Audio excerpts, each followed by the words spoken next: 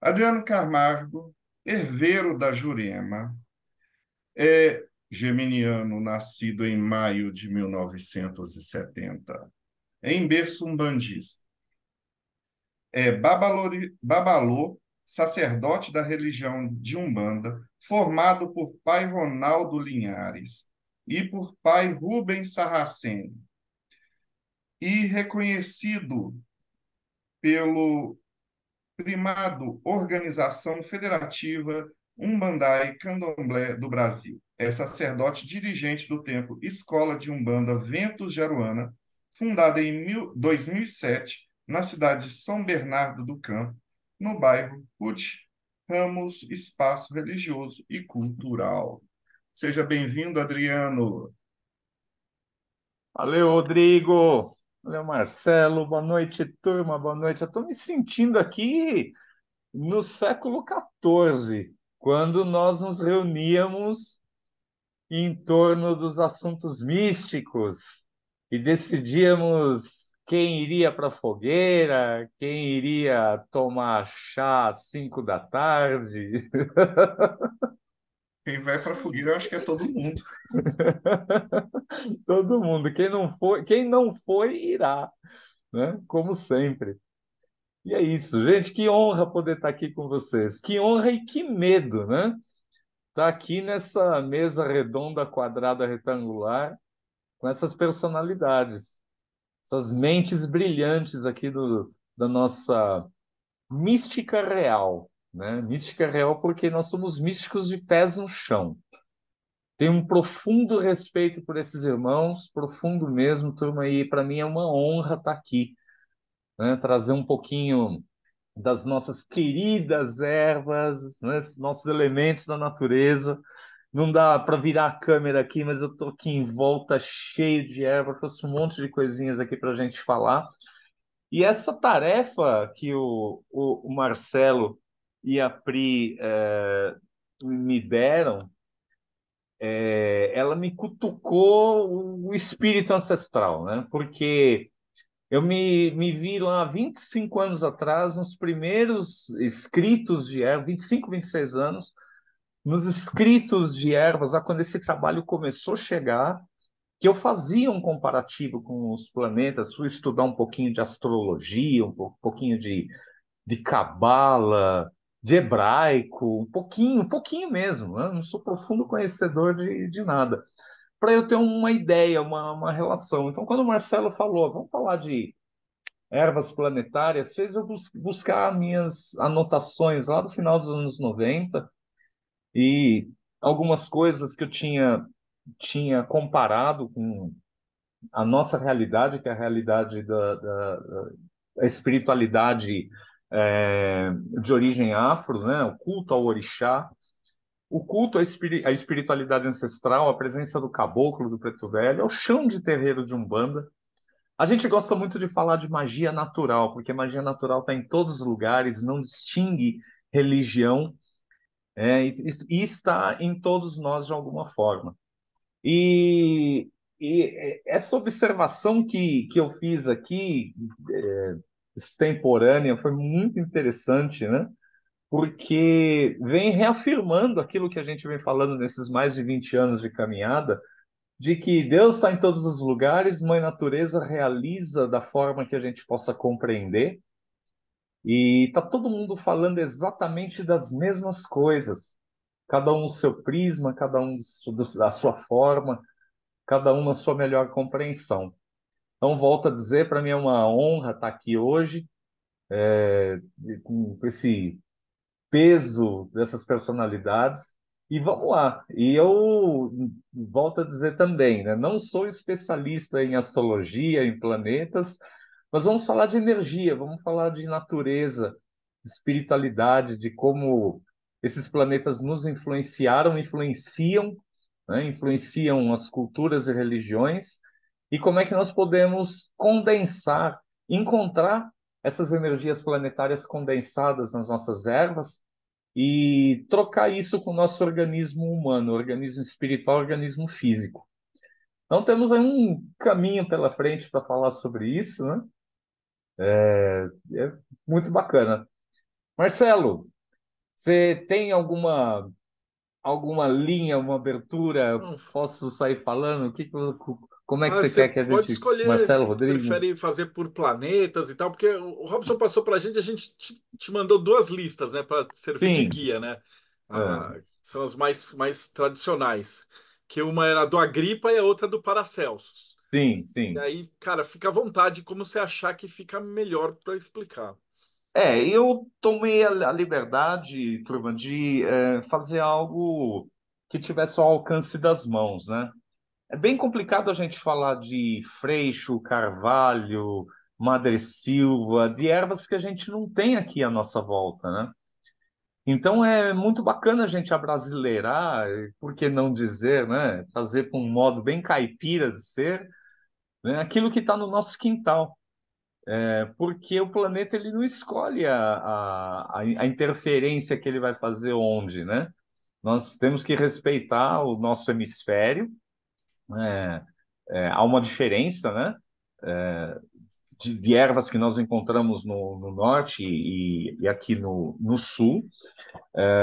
E há uma diferença, há algumas diferenças sim no entendimento da energia, da composição energética, magnética e, por que não dizer, espiritual dos planetas, né? Achei interessante também a sugestão, né, dos 7 planetas antigos, né? Eu sinto Plutão, Plutão de um lado e Netuno nas minhas costelas aqui, né? Me enfiando o tridente, né? Fala assim, pô, tu não vai falar de nós? Pô? Tá tudo presente, tudo da, da mesma forma. E a gente tem que lembrar lá dos povos antigos, os nossos antepassados, ancestrais, e por que não dizer a gente mesmo, né, que estava lá falando das mesmas coisas, da influência planetária em tudo. Não tem como a gente falar de raiz se nós não lembrarmos de Saturno. Não tem como a gente falar de movimento dos líquidos nas plantas se a gente não falar de Lua. Não tem como a gente falar de expansão se não falar de Júpiter. Não tem como falar de velocidade, velocidade, né? Vamos explicar um pouquinho o que que é isso sem falar de Mercúrio. Não tem como falar de chamada responsabilidade. Algumas pessoas podem achar Marte agressivo, né? O planeta da guerra. Eu vejo Marte como o ordenador, o organizador, né? Aquele que coloca ordem nas coisas. Então não tem como a gente fugir disso. Vênus, as ervas, né, que nos harmonizam, que fazem a gente conversar a gente com a gente mesmo. Tudo isso é muito, muito incrível, vem no passado dos séculos, por todas as culturas e religiões. Queria pedir licença para falar um pouquinho da gente, do nosso trabalho, né? O Rodrigo falou do currículo. Eu sou sacerdote de Umbanda, dirijo o Ventos de Aruanda, Templo Escola Ventos de Aruanda aqui em São Bernardo, uma casa de formação de sacerdotes de Umbanda, de médiums, né, orientação, mas acima de tudo, formação de seres humanos um pouco mais conscientes da sua condição humana, do seu momento humano, né, espíritos que somos, né, vivendo essa experiência incrível que é passar aqui nesse período utilizando um veículo material. Esse organismo também é incrível, né? Então, a Umbanda é uma religião que surge aí no começo do século passado. Ela surge organizada como religião. E muita gente confunde quando a gente fala isso, né? A gente fala que ela surge, mas não surge, ela não criou a mediunidade, não criou caboclo preto velho, não criou incorporação mediúnica. Ela apenas organizou isso, né? Na figura de Pai Zélio Fernandino de Moraes, tudo isso foi organizado. E a Umbanda ela vem tentando se explicar desde então. E num momento, né, surge lá um dos nossos principais autores, é o WW da Mata e Silva. WW não é o da internet, né? O, é o nome dele mesmo abreviado, Mata e Silva, o Pai Mata, que ele surge ali com uma umbanda esotérica, né? Ele, Benjamin Figueiredo, e vem falando ali da umbanda esotérica e faz um link com planetas, com signos, com runas, com oráculos de outros meios religiosos para tentar explicar um pouco o que é a nossa Umbanda. Nós não levamos isso ao pé da letra. Aliás, não dá para levar ao pé da letra, né? Nem a sugestão que o Marcelo deu sobre a gripa ou Paracelso, a gente não consegue levar ao pé da letra, porque, primeiro, que não há verdade absoluta, sabemos disso, né? Nós somos compostos, a nossa verdade pessoal ela é composta de pedaços de verdades. Quando a gente ouve a verdade do outro com o coração aberto, nós aprendemos sobre nós, sobre o nosso julgamento sobre a verdade do outro e um pouco mais sobre a nossa própria verdade, né? Aquilo que verdadeiramente nos move. Então, o Pai Mate Silva fez lá um compilado aparente que fazia sentido para ele à época, ou seja, o de sempre, né? A necessidade e oportunidade fez com que ele desenhasse a coisa de um jeito ali e falasse, pô, legal, bacana, Mercúrio parece com Oxóssi, Júpiter parece com Oxalá, o Sol ele é fogo, esquenta, então é Xangô. São comparações assim bem empíricas, né? Empíricas mesmo, que vem vindo, né? Vai pegando um ali do outro e a gente cria um sistema para entender isso. Esse trabalho com ervas ele começa no chão de terreiro. O nosso trabalho, o trabalho que a gente vem desenvolvendo nesses 23 anos, começa no chão de terreiro por orientação espiritual, orientação de um mestre, um pai espiritual, que na Umbanda se apresenta no arquétipo caboclo, né? Um indígena antigo, um velho, um pajé, que nós respeitosamente o chamamos de Pai Arranca-Toco. E o Pai Arranca-Toco ele trouxe para nós toda uma abertura desse mistério vegetal, de uma forma que a gente pudesse compreendê-lo. E uma das, das,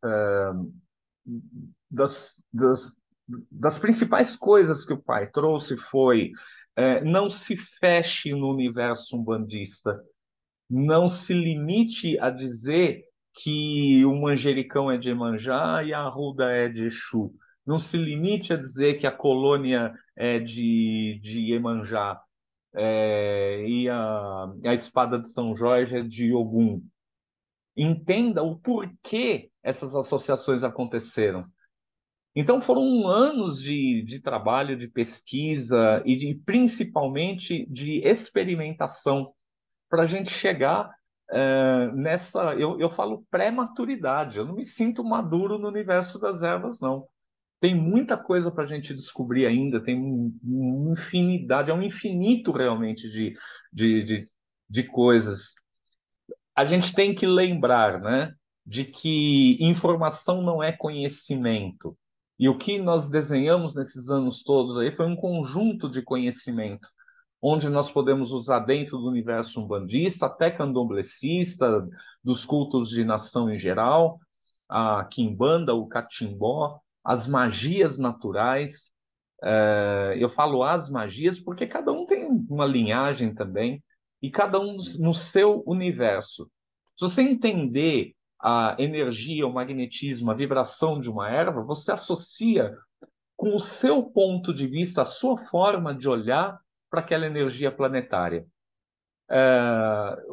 Quero começar a falar, né, de planeta e falar de Sol e Júpiter um pouco ao mesmo tempo, porque os dois, ora são associados a Oxalá, ora são associados a Xangô. Xangô por causa da energia ígnea, né?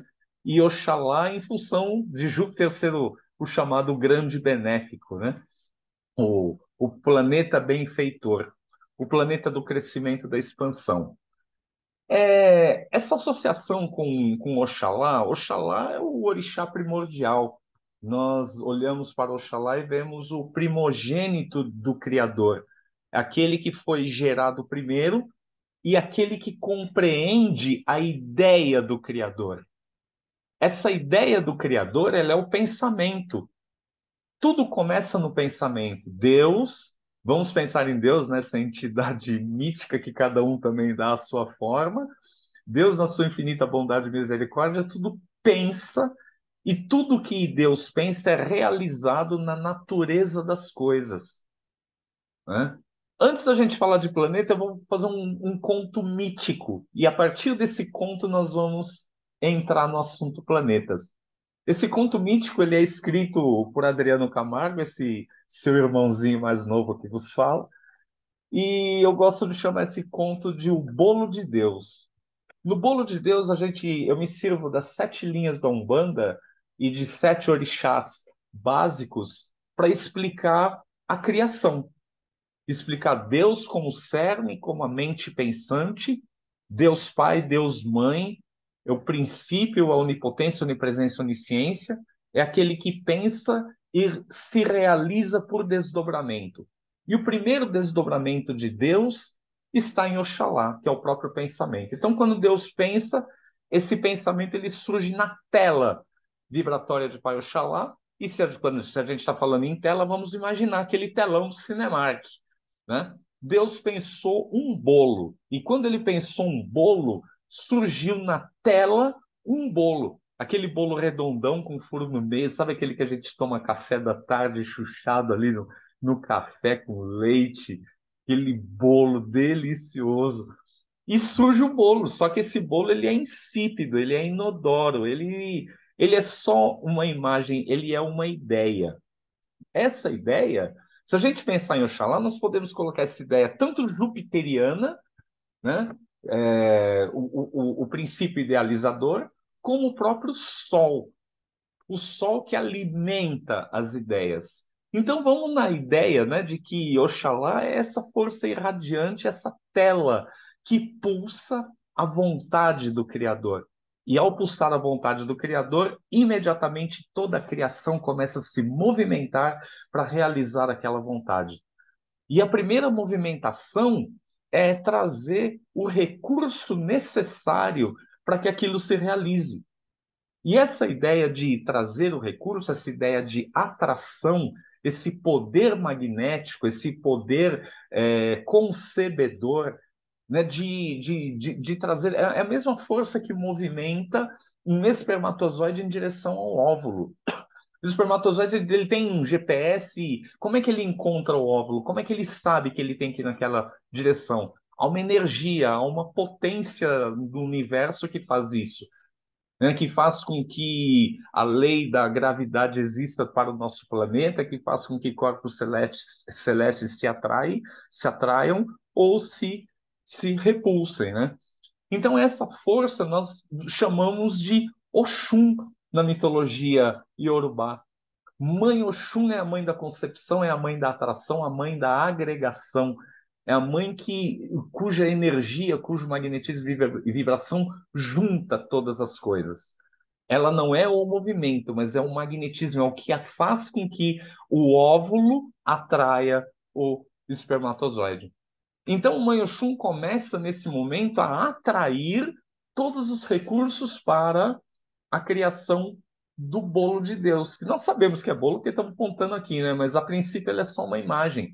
E ela atrai um negócio branco lá, surgido do refino de uma outra planta que está lá no meio do campo. Ela traz um negócio redondo que sai dentro de um bicho de pena.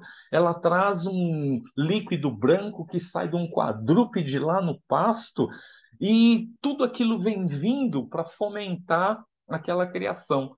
E todo mundo olha ali o princípio da ideia, né? Oxalá olha e a própria Oxum olha e fala, tá, mas o que é isso? E imediatamente surge o princípio ou a virtude Oxóssi, que é o sagrado senhor do conhecimento, do saber. É aquele que sabe. E ao saber, movimenta todas as coisas e faz com que as ideias se multipliquem também. E Oxóssi, para nós, né, na nossa explicação planetária, é o próprio Mercúrio, né? É o planeta do conhecimento, do saber, da velocidade. E Mercúrio sabe, Oxóssi sabe, e ele começa a nominar. Ele fala: isso daqui é farinha, isso aqui é açúcar, isso aqui é leite, isso aqui são ovos, aquilo ali é fermento. né? E tudo isso está ali disposto, e Oxum trazendo todos esses elementos, Oxóssi já identificou, e ele olha e fala, tudo isso aí vai resultar num bolo. Oxalá ele não, ele é unigênito no pensamento, na criação, no planejamento. Ele é unigênito na arquitetura. Mãe Oxum é unigênita, né, no poder conceptivo. Mas nenhum deles independe de Oxóssi, porque Oxóssi é que sabe e é o que vai denominar todas essas coisas. Então, nós estamos falando aqui de uma potência solar, de uma potência venusiana, de uma potência mercuriana, todas ali unidas para que algo se fomente. Só que ainda faltam um tantão de coisas para a gente conseguir ter um bolo, né? Por exemplo, falta o equilíbrio das coisas, falta a proporção ou a razão.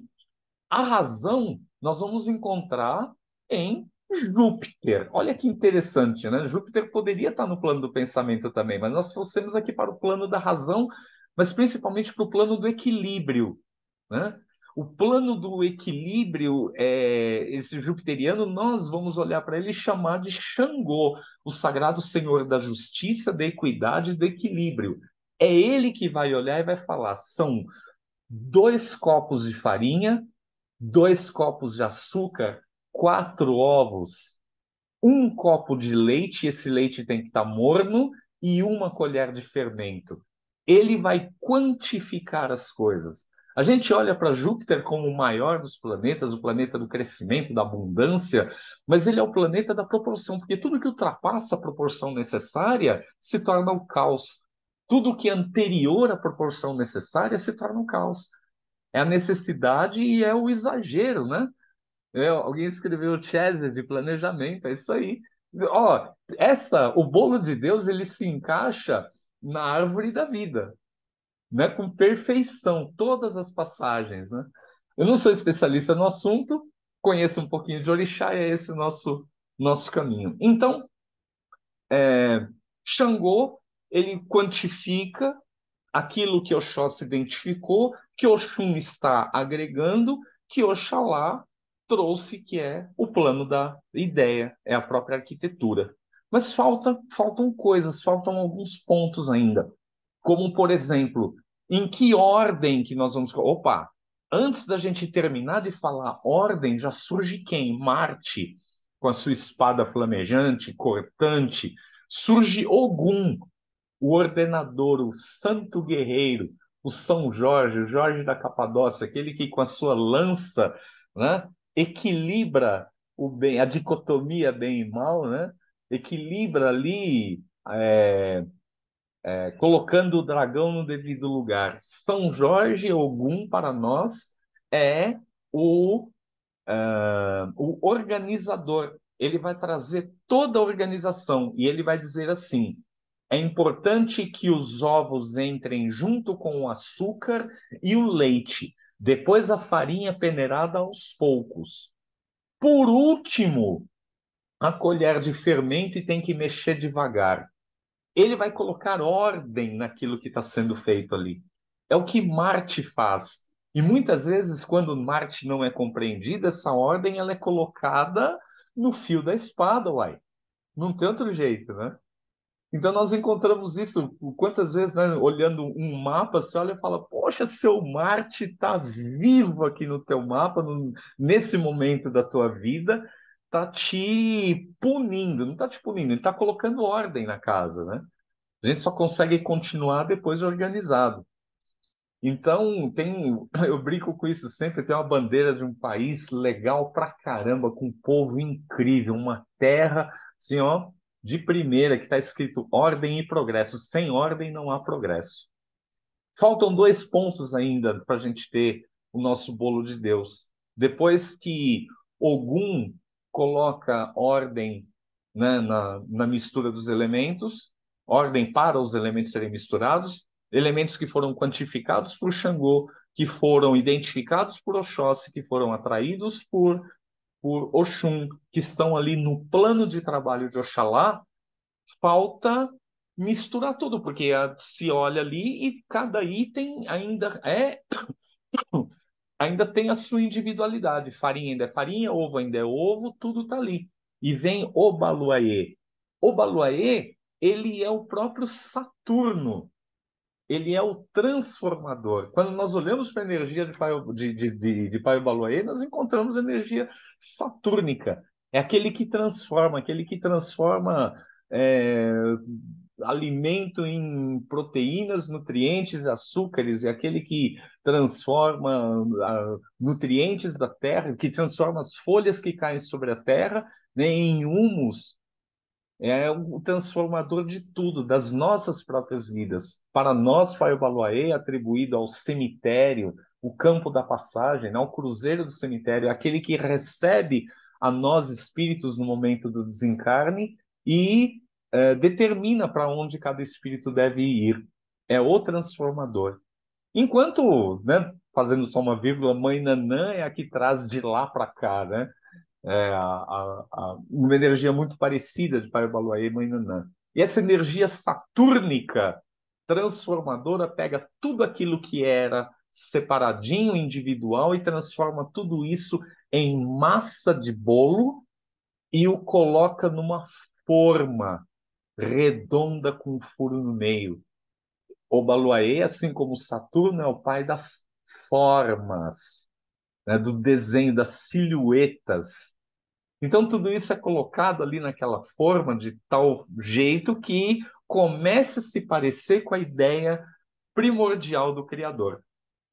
Expressa na tela de Oxalá, que Oxum ou Vênus foi trazendo os recursos, que foi identificado por Mercúrio, que foi quantificado por Júpiter, organizado por Marte e ali amalgamado por Saturno.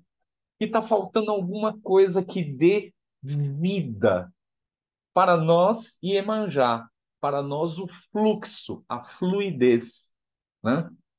Nós vamos fazer uma analogia aqui com Lua, porque Lua remete à mãe, né? Lua, mesmo sendo considerado pelos antigos um planeta, um astro não benéfico, né? Os antigos consideravam a Lua dessa forma, não benéfico. Lua para nós é mãe. E todo mundo olha aquele bolo ali, mas parece que falta alguma coisa, falta o toque de vida. E o toque de vida é o forno ou o útero gerador de mãe Iemanjá. Iemanjá pega aquele bolo, coloca no seu forno e pega aquela forma com massa de bolo, coloca no seu forno e devolve realizado o projeto de Deus, o plano, a ideia divina de fazer um bolo. Então, Iemanjá, como mãe da vida, ela é a vitalizadora, ela concretiza aquilo que foi a ideia primordial. A Lua, com a sua fluidez, faz exatamente isso. Muitas vezes, para que a gente consiga concretizar algo, é importante passar pelo equilíbrio mental, racional, emocional, sentimental, né? Mente, coração, sentimento, razão. E a Lua nos convida a isso, né? Nos convida a essa realidade. Ou você a decifra ou ela te devora. Ou você compreende que tudo tem fases, ou você vive iludido, né? Lembrando lá da etimologia, de iludido deve nos remeter a alguma coisa à lua, à ilusão.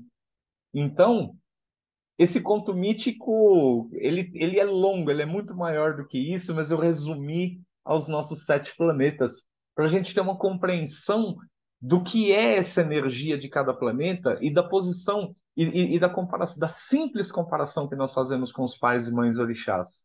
Quando a gente coloca isso no universo das ervas, né, nós falamos assim, ora, o que que a erva tem a ver com tudo isso que o Adriano está falando? Tem tudo a ver, porque não basta eu olhar aqui o meu quebra-demanda, a minha justiça agendarussa, e falar assim, ela é uma erva de Ogum porque ela tem o formato de espada. Não, ela tem o formato de espada porque ela tem uma regência magnética primordial de Marte. Uma regência magnética que a condensa de um padrão energético, né? que, por sua vez, nós poderíamos criar um ponteiro com Marte, um ponteiro com Ogum, um ponteiro com São Jorge, mas nós sabemos que aqui no plano, no nosso plano atômico, nada é composto apenas por um elemento, né? E assim como um bolo não é feito apenas de uma das etapas, tudo aquilo que a mente criadora planeja é passível de todos esses elementos. Ali nós vamos encontrar, só para ilustrar, né? Nós temos os elementos auditores que eu não falei também. Quem gosta do universo de Orixá vai falar, poxa, mas faltou Yansan, faltou Omulu, faltou, né, Euá, Ossan, faltaram diversos orixás, mas por que a gente não tem só 7, não tem só 14? Nós temos centenas, talvez aí milhares de potências criadoras do desdobramento de Deus, mas nós podemos encontrar diversas potências da criação, potências ali na forma de orixás, que são auditores de cada etapa do processo. Quando surge, por exemplo, a imagem, quando surge o plano na tela de Oxalá, Oxalá, ele é o espaço, né? Logunã, ou o orixá tempo, é o próprio tempo. Legal, bacana. Deus pensou isso, surgiu na tela de Oxalá, mas tem que estar realizado em quanto tempo? Em quanto tempo se realiza um cristal? Né? O Pedro pode falar melhor que eu. Quanto tempo demora um cristal monoclínico para se formar, para que as suas moléculas estejam tão juntas a ponto dele se tornar translúcido, né? Quanto tempo? Talvez no nosso mental humano a gente não consiga nem compreender isso, porque foge desse tempo tão curto que nós temos em cada passagem aqui no plano material. Então, o fator tempo, ele entra em toda a criação. Quando Oxum começa a trazer esses elementos, vocês perceberam que no começo tudo era vinha numa quantidade exorbitante até ele ser quantificado. Esses excessos têm que ser diluídos de alguma forma. Aí entra essa potência diluidora de Oxumaré, né? Quando aquilo é quantificado, tem que haver o quê? Tem que haver um elemento auditor dessa quantificação. Será que é isso mesmo? Aí nós vamos encontrar em Ansan, vamos encontrar Oroiná, ou Egunitá, né? Outras potências, outros pais e mães orixás. Eu digo que Pai Omulu, destacado, diferente de Pai Obaloé, essa potência transformadora, Pai Omulu é o grande auditor. Ele seria, não está aqui no nosso quadro, mas ele seria o próprio poder plutoniano de permitir que aquilo sobreviva ou simplesmente destruí-lo, né? O bolo não deu certo, não serve à criação, ele é ceifado. Olhamos para Pai Omulu com todo o respeito, meu pai, como sagrado anjo da morte, aquele que ceifa o que não atende à criação. Então, se nós pegarmos essas potências, nós vamos encontrar tudo isso em diversos elementos na criação. Essa turmalina verde que o Pedro trouxe, ela é incrível, ela carrega uma potência que se aproxima muito dessa ervinha aqui, ó. Olha que legal, a nossa sálvia. A sálvia já foi considerado o remédio de todos os males, remédios para todos os males. Não estou entrando no campo das pedras, não, é só para ilustrar, viu, Pedro? Depois eu quero que você fale um pouco dessa turmalina verde aí para aprender um pouquinho mais também. Mas a turmalina verde, eu tive a oportunidade de fazer alguns comparativos aí no pulsar energético de pedras com ervas, e ela está para a sálvia.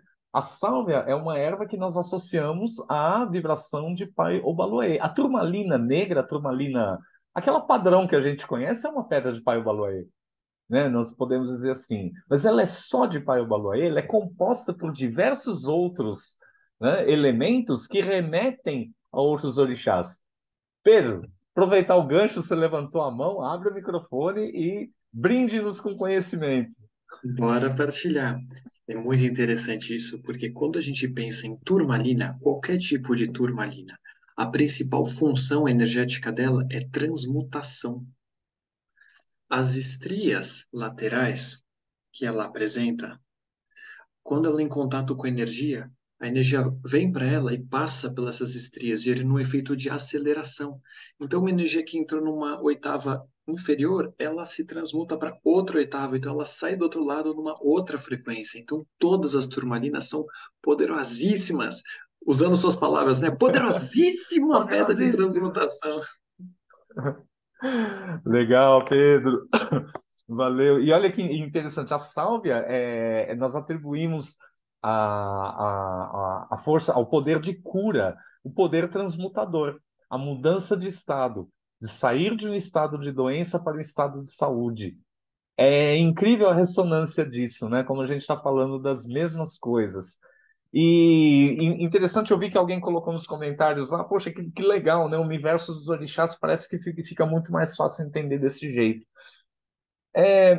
Todo universo religioso, ele é composto por fases, né? Você vai encontrar fanático e cético em todos os meios, né? E você vai encontrar uma visão equilibrada também em todos os meios. Nós procuramos na Umbanda não ter aquela visão do orixá, fala assim, a Mãe Oxum é a deusa se penteando na cachoeira. Você quer encontrar a Mãe Oxum, vai na cachoeira. Não, encontre Mãe Oxum no amor próprio, encontre Mãe Oxum no amor de mãe para filho, nos amores de mães, no amor de filha para mãe, de mãe para filha. Encontre Mãe Oxum em diversas potências da criação. Como eu disse, aqui no nosso plano atômico, material, plano atômico é óbvio que é material, mas no nosso plano atômico e planetérico, o lado espiritual, nada aqui tem uma composição absolutamente pura. Aí depois, Pedro, se você quiser compor isso também, a turmalina ela é composta por outros segmentos cristalinos, né? Não é, a gente não pode olhar para a turmalina e falar, não, é uma pedra absolutamente pura. Ela é composta por moléculas variadas. Todas as pedras são assim, não existe uma pedra absolutamente pura, né? Composta por uma molécula só. É mais ou menos, mas a turmalina, ela é super complexa. A composição dela é um borosilicato complexo de alumínio com composição variável.